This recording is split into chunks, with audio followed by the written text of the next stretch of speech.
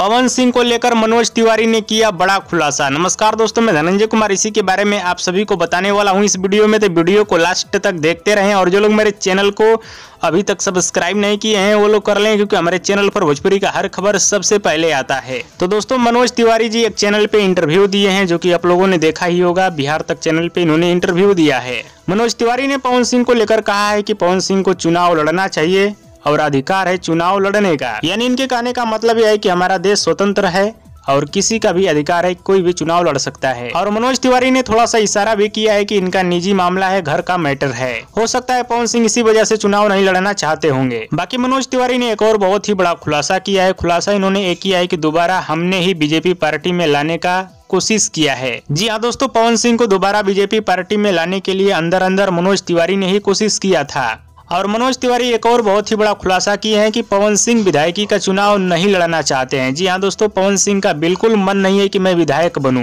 पवन सिंह सांसद का चुनाव लड़ना चाहते हैं और आगे पवन सिंह सांसद का चुनाव लड़ेंगे। जी हाँ दोस्तों, ये 100% तय है। पवन सिंह आगे भी सांसद का चुनाव लड़ेंगे, चाहे पार्टी टिकट दे या न दे, लेकिन पवन सिंह आगे भी सांसद का चुनाव लड़ेंगे।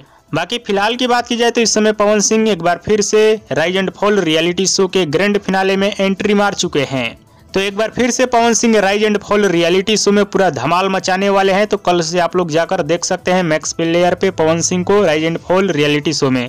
और दोस्तों, वीडियो पसंद है तो ज़्यादा लाइक करें, कमेंट करें, शेयर करें, सब्सक्राइब करें। धन्यवाद दोस्तों।